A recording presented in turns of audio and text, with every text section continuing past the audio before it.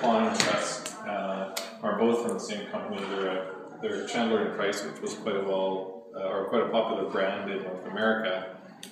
But they're a style that basically spanned from about 1850 to about 1950. So this style of press is called a platen press, and it's characterized by these two plates that sort of go from being open like this to fold in to print and then come open again. So it makes a very efficient print because you can change the paper quite quickly. The old Gutenberg style of press was like a screw press, and it was quite laborious to create prints because you had to screw it down and then unscrew it. Whereas this one here, the rollers, come up and pick up ink off of this here, and then go down and cover the text which sits here, and while it's picking up more ink, the plates come together and make an impression here. So both these presses are similar era, similar company. One is just bigger. So the one over there, the big one with the blue ink on it, is a 12 by 19 press, so it can print a poster size document, and there's some samples of the stuff that's come off around the wall there. And this is a 10 by 15, so it's more for smaller stuff, letterhead, business cards, anything in between would be good for. Is it all wood type, or do you have metal type? I have both. So I have quite a selection of wood type. There are some samples here, some smaller stuff. There's a bigger condensed wood type here. I have some large Gothic extended letters there. But all of these other drawers, most of them are filled with metal type. So you can come around if you like.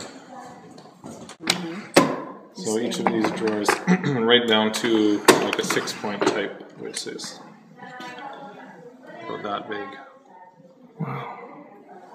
So 6-point in metal type refers to the size of the block, not the size of the letter. So this is probably a 4-point letter, and it's astonishing how clear that prints when it prints it. So every print shop needs some variety, right? Because you can't just say, well, I'm going to use this typeface because it might not fit. So then you need to be able to change to something else.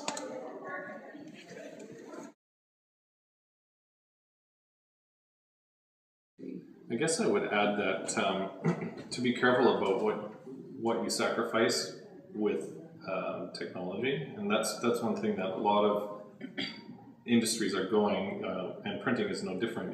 People want to do it faster and cheaper and more efficient and more consistent, and so printing is all about that, right? Standardization and Pantone, color matching, and all that stuff is great and it has its place.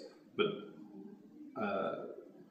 I'd like to make sure we don't lose some of the other more interesting bits, like the texture that letterpress has because of the pressure it uses to transfer the ink.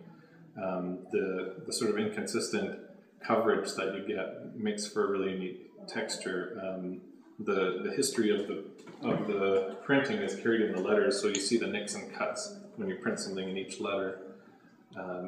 Makes for a uniquely human piece printed, so it creates something that each time a piece of paper comes off the press is an individual piece of art. And so if you standardize it too much, then you lose that sort of human tactile textured quality. And so I think there's a place for both of those things. And so I guess if I were to say one thing that I think the letterpress does best is to preserve the human qualities of printing. It's not fast, it's not cheap, but it also has a value that modern printing will never have because of those qualities. So. Thank you so much. I really appreciate it.